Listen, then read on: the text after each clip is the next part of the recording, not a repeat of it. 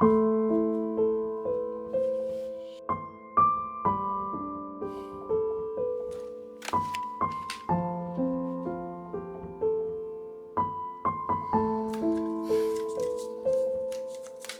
I never know how to.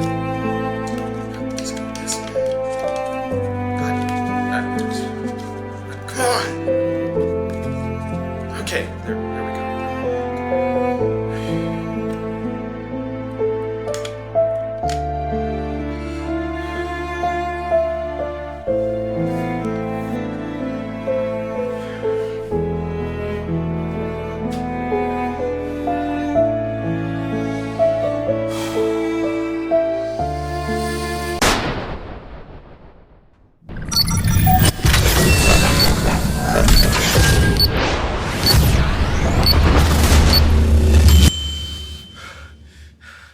Oh, hey, you're back. What just happened? Well, it looks like you got bored and decided to watch the daily news for once. So, that lasted about 2.5 minutes before you decided to. Okay, so I survived? What? No, no. Who does this guy think he is? 50 Cent or something? Who are you talking to? No. You definitely died. But we brought you back. But my brain had a hole in it. Yup, and we gave you a new one. And a whole new body, too. You see, we had an exact copy of your DNA on standby. So then we just uploaded your memories to it, and a little bit of this, a little bit of that, and boom, you're back from the dead. Wait, so if I have a new brain and a new body, do I even have the same stream of consciousness? Oh god, it's one of these ones. Look, here we believe that, memories make us who we are, so I wouldn't worry about it too much. Okay, but what if you uploaded my memories to this body before I died? Look, man, I think you're thinking about it way too much. You got a second chance at life, enjoy it. Take out a life insurance policy. I won't tell anybody. Did I, though? Because I just can't help thinking about all these questions, like, am I the same person? Am I a different person? What even is a person? What is a consciousness? What does it mean to live? And what does it mean to die?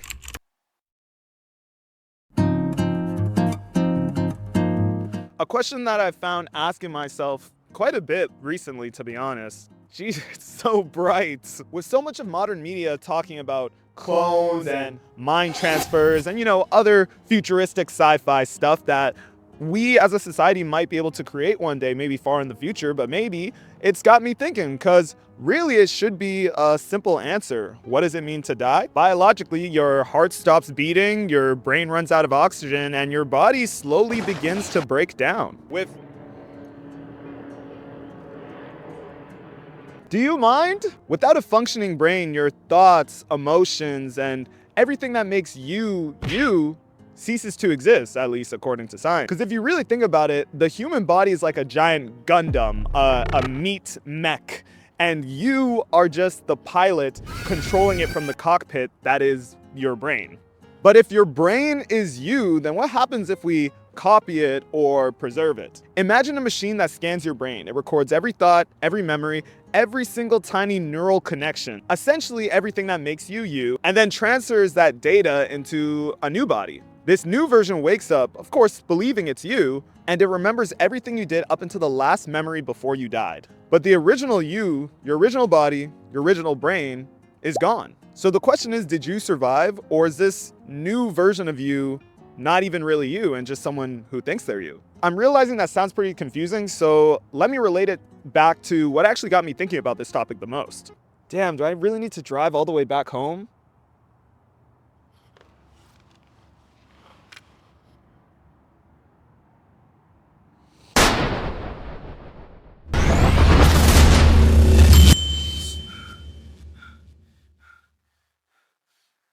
So the other day I was bored and decided to go to the cinema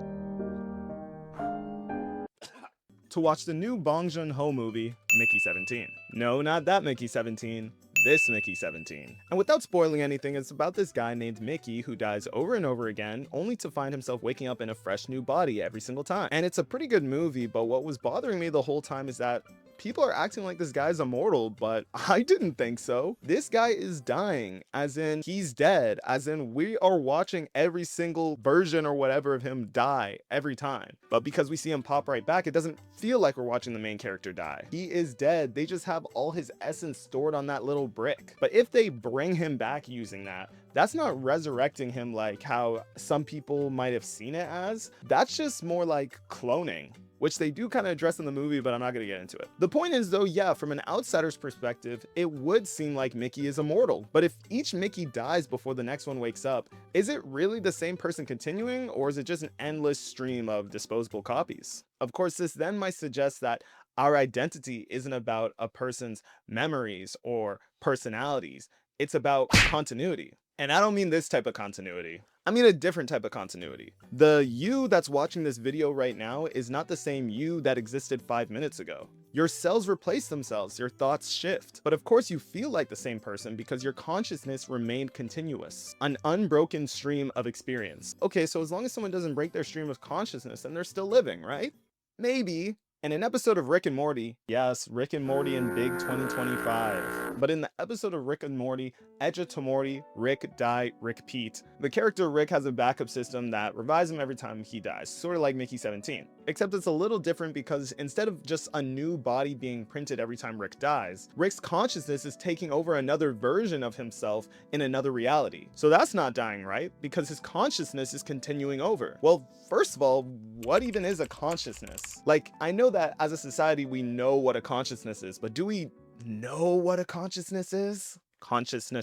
Well, if you give a quick Google to what a consciousness is, it'll tell you that consciousness is the individual awareness of your unique thoughts, memories, feelings, sensations, and environments. It is the state of being aware of and responsive to one's surroundings. Consciousness is a psychological condition defined by the English philosopher John Locke. Okay, I don't care about this stuff. It's sort of the whole I think, therefore I am of it all.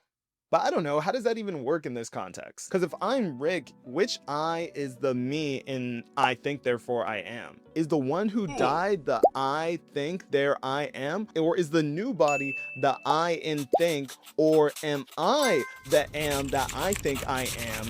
Or is the other I the I am? Is the am that I'm thinking I therefore am? That I am? Or... You know what? Forget it. This isn't helping us get any closer to answering the question of what does it mean to die. So let's look at another sci-fi example. Teleportation.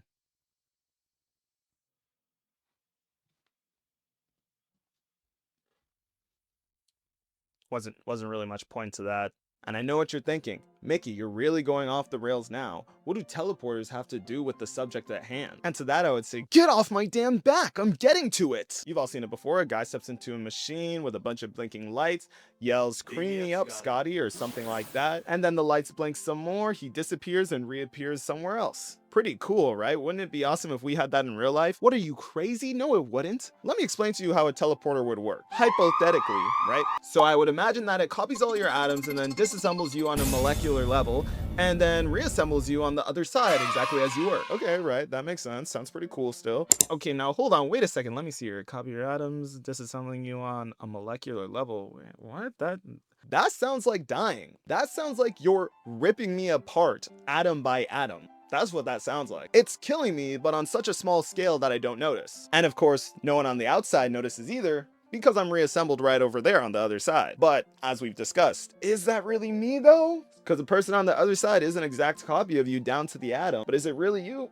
You're far enough in this video where you should know the answer. To put it in a better perspective, let's say you're in the middle of teleporting and I stop it halfway through, and the upper half of your torso is on the other side bleeding out while your legs are running around on your original side like a headless chicken. That's not you on the other side of the teleporter. That's again someone who thinks they're you. And you died. And that thing that's on the other side of the teleporter, they think they're you and believe they've always been you, while the real you is dead. That's scary, because these types of thoughts are dangerous. Imagine how far we can start to take it, because now I'm starting to think, what does it mean to live? How do you know that you weren't born today and whoever popped you out of the cloning unit just put these memories in your head and stuck you in front of your computer or phone, whatever? What if every time that you go to sleep, you die and are replaced by another version of you? And they just put all the memories of this past version of you that just died in your head. So you wake up and continue your day like nothing happened, and you just wait to die again, and the cycle continues. You don't know. You have no idea of knowing. But is that really you? What is you? Because if it walks like a duck and acts like a duck, it's a duck, right? Right? Seems like I'm getting away from myself here. This concept's a little brutal. I might not have been the best person to speak on it, but in for a penny, in for a pound, right? I guess to try to answer the original question is, I think you should think of it like a book. If you burn an original book, but then go on to make an exact reprint copy of it, the story's still the same, but the original physical book that actually contained it is long gone. So I don't know, I'm no philosopher, but some philosophers will argue that the concept of you is just an illusion. Buddhism suggests that the self is not a permanent thing. It's just a collection of ever-changing experiences. If you look at it this way, then when you die, there is no you to disappear, because there was never a solid you to begin with. Western religion gets a little bit more complicated because does every Mickey that dies not go to heaven? Does every Rick not have a soul? With every hypothetical teleportation, would you not be greeted with every hypothetical gate of judgment? I don't really know how to end this. Oh shit.